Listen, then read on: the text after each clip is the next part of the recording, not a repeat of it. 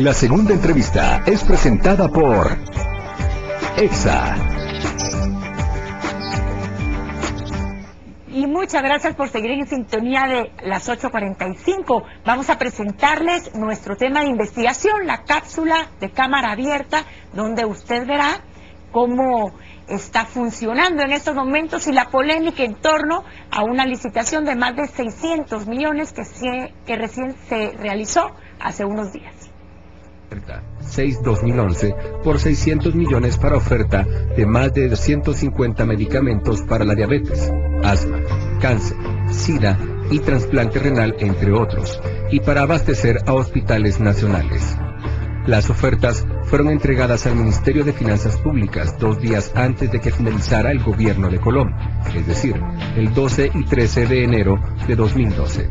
Y allí fue cuando el recién nombrado ministro Pavel Centeno detectó irregularidades en el proceso y resuelve prescindir el contrato. Sorpresivamente, 12 días después Centeno se retracta y revoca la licitación. Sobre la base de vicios y de irregularidades en las bases de contratación, capacitaciones técnicas que no se llevaron a cabo antes de la oferta y la apertura de las ofertas, y segundo, porque hubo una serie de anomalías en los procesos de adjudicación. Lamentablemente, cuando todos creíamos que el nuevo ministro iba por fin a poner un alto a esas anomalías, hemos encontrado que revoca de oficio esa resolución utilizando argumentos que contradicen precisamente las irregularidades que por él fueron denunciadas. Pero sobre todo la transparencia que estamos persiguiendo, la certeza en los negocios jurídicos y la imagen del país, donde hay reglas claras y se respetan los contratos, se va a ver seriamente afectada. Pero lamentablemente las juntas de calificación adjudican a precios, en algunos casos, 1.000, 2.000 o 3.000% más caro. Solo ahí es suficiente para establecer cuál es el interés de determinadas empresas favorecidas.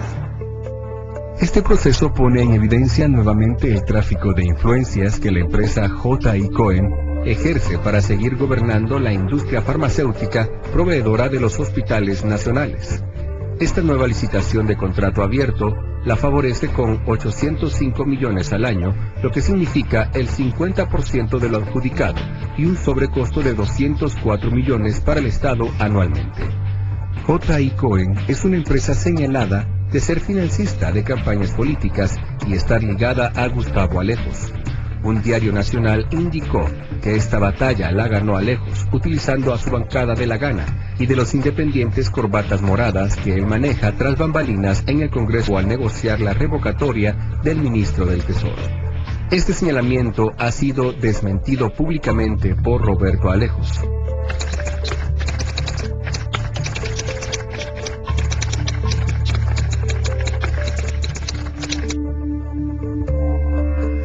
Entendemos que si atrás de esto hubiera o hay efectivamente financiamiento de campaña, esos son compromisos muy fuertes que vienen atados al financiamiento de la política. En estos días un matutino del país sacó el monto total al que ascendió la campaña del año pasado y son cantidades enormes que implican compromisos fuertes y que deben pagarse de alguna forma de ese tipo de inversiones que hacen quienes financian campañas.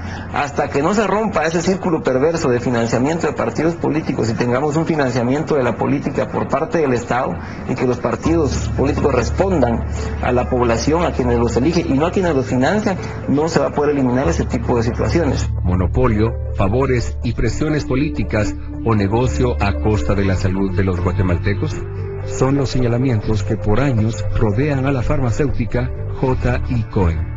Veremos si en este régimen su poder continúa o se camina hacia la transparencia en las compras de medicamentos.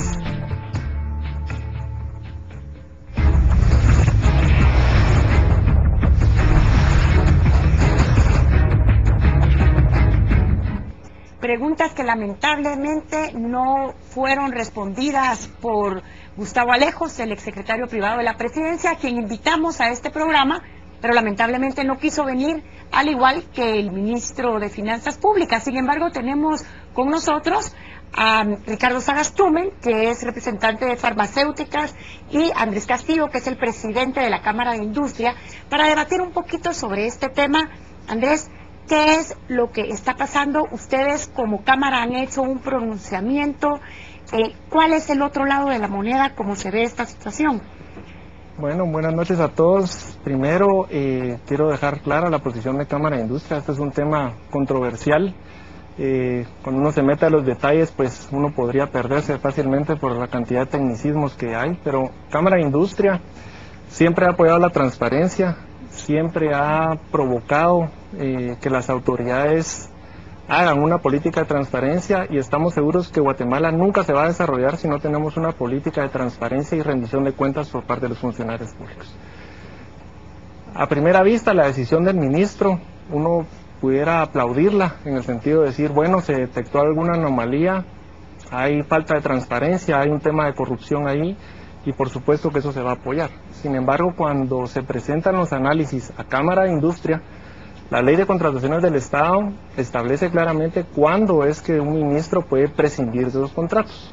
Y el ministro puede prescindir de los contratos cuando exista una causa de fuerza mayor o de caso fortuito, que en este caso no se da. El ministro viene y se basa, prescinde el contrato basándose en, diciendo que hay disposiciones de las bases que son ambiguas, habla de un tema de inventarios, que hay que darle información a los proveedores, habla de un tema de un pago de intereses por parte del Estado a la hora de que pues haya un retraso en ese pago, y en fin, habla de que hay poca claridad en el tema. Puede ser que sea así, pero la ley no le faculta a él para que lo prescinda. Lo que él debería de haber hecho era, por medio de un acuerdo gubernativo, que tiene que ser obviamente firmado por el presidente en un consejo de ministros, haber declarado lesivos esos contratos. Permítame, al menos en esto, independientemente, ya hemos escuchado las dos posturas, pero aquí hay tres cosas que a mí como ciudadano no me encajan. Una es la fecha de firma del contrato. ¿Es normal que un gobierno a un día de salir firme un contrato de 100 millones de dólares? Lo segundo es un ministro que revoca y vuelve a revocar. Si lo segundo está mal, había que echarlo por haber hecho lo primero. Y si lo primero está mal, había que echarlo por haber hecho lo segundo. Pero algo hay mal. Y lo tercero es que J&COE es una industria cuestionada de siempre en el país. Eso que está ahí, ¿cuándo se va a arreglar? Bueno, en realidad, buenas noches, muchas gracias por la oportunidad de compartir con ustedes. Nosotros recordamos, en primer lugar, son aproximadamente más de 30 empresas farmacéuticas, que yo diría que son un poquito más de 40 empresas las que están siendo afectadas nuevamente por este tipo de situaciones que se dan.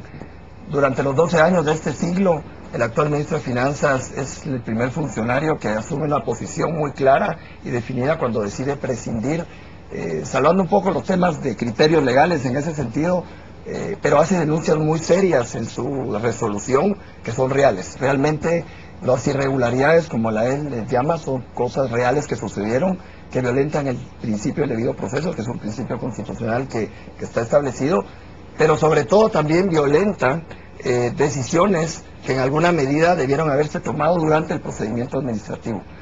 La convocatoria, cuando arranca el proceso administrativo, que debe también cumplir con el debido proceso, la ley establece que deben ser 2 o más instituciones las que hacen la solicitud. Sin embargo, cuando vemos, si nos adentramos en Guatecompras, vemos nosotros que las entidades, el IX y el Ministerio de Salud y el Ministerio de Finanzas, no solicitan, sino dan su anuencia. Eso indica que hay un vicio de origen originado en las administraciones anteriores. El actual presidente de la República hizo una solicitud muy puntual antes de tomar posesión de que todo proceso de contratación originado del gobierno anterior pues se suspendiera para que realmente ellos entraran con la mesa limpia, lo cual no fue respetado por las autoridades anteriores, y hoy lamentablemente el actual gobierno se ve salpicado de un procedimiento originado en un gobierno que ha sido señalado tal vez como los peores de la historia en Guatemala. Pues yo lo único que quiero dejar claro es que la posición de Cámara de Industria es que se respete la ley. El análisis que se tiene es la decisión del ministro, no está basada en ley, y lo que él debería haber hecho era, por medio del presidente de la República, declarar lesivo este contrato. Nosotros, ¿por qué es que nos pronunciamos? Porque la gremial, obviamente, de farmacéuticos en Cámara de Industria se acerca a nosotros, nos presenta los análisis legales, junto con el abogado de la Cámara se analizan, y se llega a la conclusión de que sí, que es una decisión que no está basada en ley. Independientemente si es normal o anormal, puede ser, que sea moral o inmoral, puede ser, pero aquí lo que nosotros estamos pidiendo es simplemente que haya un Estado de Derecho y que se cumpla la ley. Y la propia ley da la salida al tema, que se declare lesivo, y si no conviene para el Estado, pues ahí está. Nosotros como Cámara de Industria nunca vamos a defender a un socio que sea corrupto o que haya falta de transparencia. Vamos a ser los primeros, y yo en lo personal saldría públicamente denunciando eso. No vamos a prestar ni a la institución ni el prestigio que tiene a defender algo que no sea transparente. En este caso es al presidente, entonces, al que le corresponde tomar la última decisión. La verdad que sería lo más saludable, como decía Andrés. Creo yo que lo más saludable para el sistema en Guatemala es que finalmente se tome la decisión de declarar lesivos y inicien de nuevo el procedimiento, pues realmente que de manera transparente y cumpliendo con todos los requisitos que la ley establece, porque esos están puestos. Vamos a imaginar que eso no ocurre. ¿Cuándo es? Porque esto es un tema que ya viene coleando, de cada vez que hay un contrato surge la misma polémica. Esto no es nada nuevo. ¿Cuándo vuelve a haber una nueva licitación pública? ¿Cuándo será este fenómeno? ¿Y qué podemos hacer la ciudadanía para poner los ojos encima de este fenómeno que pareciera que no se arregla nunca? Este es un tema que viene, digamos, traslapándose por años. Hay contratos al día de hoy que son prorrogados, hay contratos del 2005 que fueron prorrogados, hay contratos del 2009 que fueron prorrogados, y los que están sacándose hoy a contrato abierto son los productos que ya no se prorrogaron y que quedaron fuera de esas prórrogas. El problema es que una cosa se viene traslapando con la otra, y creo que hoy el actual gobierno, que ha ofrecido realmente hacer las cosas diferentes, y esa es la gran esperanza que nosotros tenemos, es que borrón y cuenta nueva y empiece de nuevo todo un proceso más limpio y unifique esas prórrogas que de alguna manera vienen a crear un poco de sinsabor y de duda a la transparencia que todos quisiéramos. Porque entiendo que estarían atando en manos al gobierno en la compra de los próximos 4 años. Con esta forma de contratación, en este evento prácticamente se quedan amarrados durante los siguientes 4 años. ¿Habría forma entre la propia Cámara de Industria, que está promoviendo un Estado de Derecho, una certeza jurídica, a fin de cuentas, y ustedes que están promoviendo transparencia, habría forma de crear un comité, y aquí lo hacemos público, de convocar entidades que puedan sumarse a esto? ¿Cómo podemos promover un vector ciudadano que lo que nos interesa es la transparencia, la legalidad y el Estado de Derecho, que a fin de cuentas es lo que yo veo que hay en común? ¿Cómo podríamos hacer eso? Lo que pasa es que con la Cámara yo creo que compartimos el mismo tema, los mismos principios y las mismas intenciones en el tema de transparencia, legalidad, Estado de Derecho. Simple y sencillamente creo yo que como hay intereses de por medio, realmente ese es el problema. Y otra cosa es que dentro del paquete, digamos, de transparencia que va a presentar el gobierno el 15 de marzo, que por cierto no conocemos los textos finales, vienen modificaciones a la ley de contrataciones del Estado. Habría que ver si de cierta forma se puede sanear o transparentar todo este tipo de problemas que, como bien dicen, no es que sea ahorita, viene desde hace mucho tiempo. Pero aquí, vuelvo a aclarar, la única posición de la Cámara de Industria es que se respete la ley, y si el ministro detecta que es lesivo para el Estado, pues que se declare lesivo. Habrá gente que dirá no es lesivo, habrá gente que dirá dentro de los paquetes pueden ser que ciertos medicamentos, pero hay paquetes que tienen, no sé, pues 300 medicamentos, 200 medicamentos, hay ciertos medicamentos tal vez que sí están, digamos, afectando al Estado, pero hay otros que no, pero ya es la gente técnica que evalúa esas bases, que hace esos análisis, la responsable de que eso salga, pues. Ricardo, tú hablabas de sobrevaloración de hasta 3000%. Por ejemplo, traigo 2 ejemplos sencillos que realmente son delicados. Hay una medicina que se llama metformina, que es para diabetes. En la presentación de 850 miligramos, que hay 40 marcas ofreciéndolas a 0.35 centavos de quetzal por tableta. El IX modifican la lista básica, modifican también la presentación a 1000 miligramos, donde hay un solo oferente, y suben a 4.40 de quetzal por tableta, lo cual limita la posibilidad de poder atender las necesidades de ellos. Hay contratos firmados vigentes, por ejemplo, indapamida, que es para el corazón, a 2.50 la tableta de 2.50 miligramos. Sin embargo, el IX vuelve a cambiarle el listado básico, baja a unos 50 de miligramos, pero el precio sube a 5.12 quetzales.